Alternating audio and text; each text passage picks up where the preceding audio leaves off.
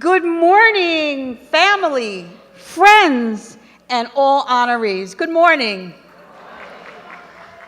Yeah. So today I have the honor, and I've been blessed with this honor for many years, to award the Sidney Harris Award to the lovely Paula Thomas. So Paula, while I'm speaking a couple of details about Sid Harris, why don't you come on up? So a little bit about Sidney Harris. As an African American, born and raised in the South, he knew firsthand what it meant to be treated as a second-class citizen, even considered uneducable.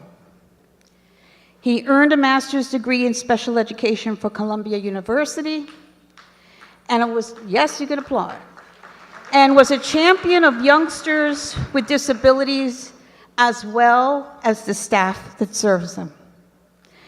It was Harris who urged the union to become a sponsor of the Special Olympics.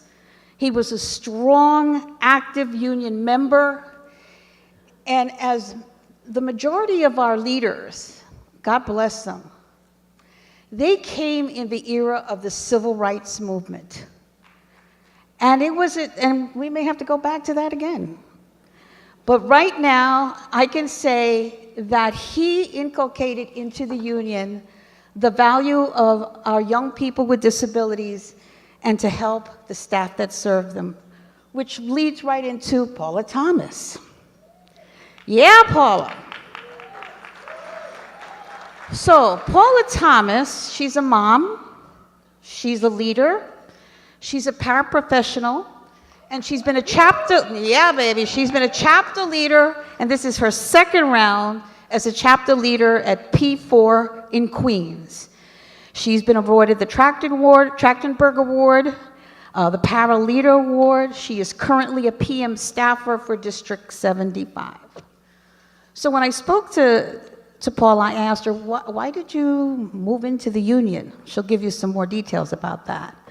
But she said she saw a need in her school to support her staff in dealing in the universe of the Department of Education.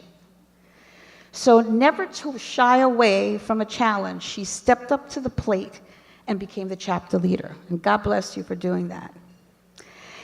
And I have to say, I've spoken to different people throughout the union, and without exception,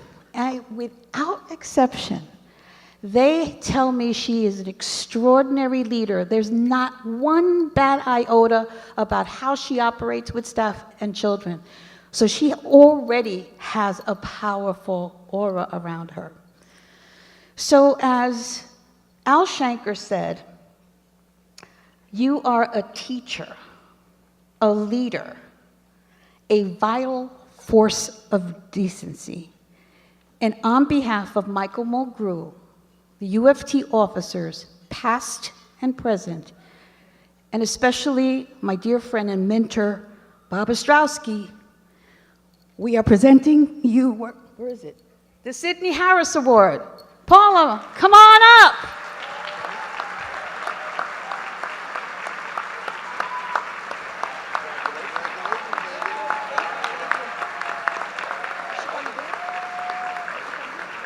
Thank you. Good morning, everyone.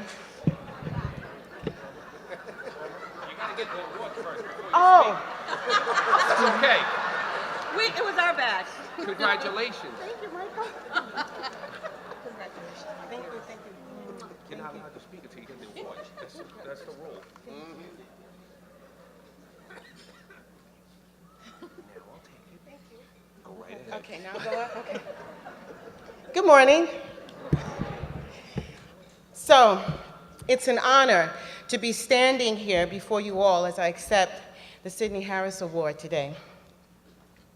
This award is said to be given to leaders in special education.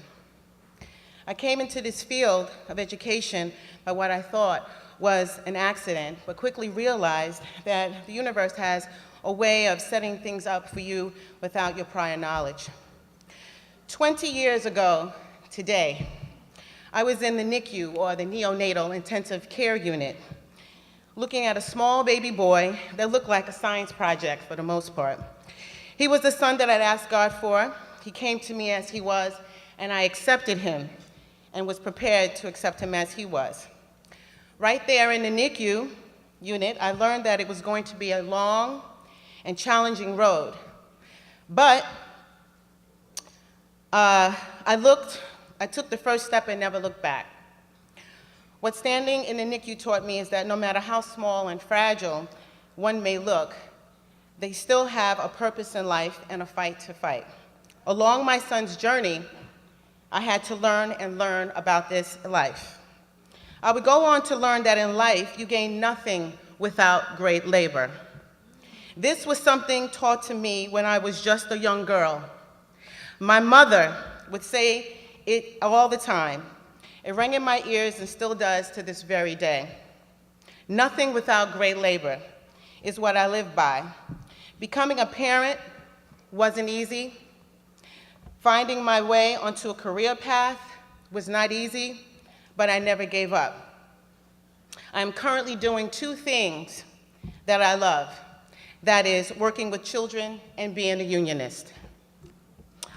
While working in the schools, the children teach us every day about who they are and what they know and don't know. My son taught me how to teach him by just nurturing him along his journey. All children are powerful in their own way. All children are complete when they enter this world. Guidance, love, support, structure, discipline, and accountability are the ingredients needed to raise children. When we give them the basics, it is amazing what they show us as parents and teachers.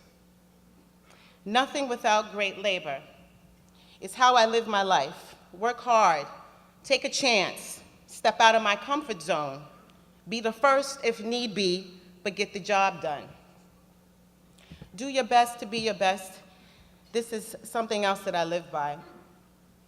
People can only be themselves, so if you want to see something different or you want things to improve, don't wait for someone else to make a change. You do it. Don't let fear stop you, because fear will stunt your growth. As I stand here today and look out at all of you, I want you to know that you too can make a difference in someone's life without even knowing it. You can achieve this by doing your best at being the best you possible. This is an everyday challenge for us all. Do your best to be your best. You can affect positive change this way.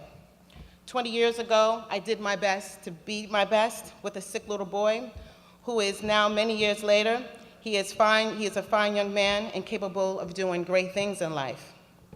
As I close and accept this award, I'd like to acknowledge both my mother and my son, who gave me a great deal of strength and motivation.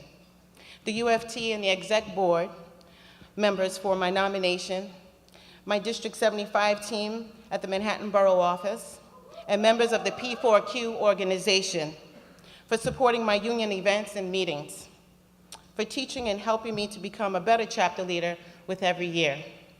In the words of Alan West, leadership is about being a servant first.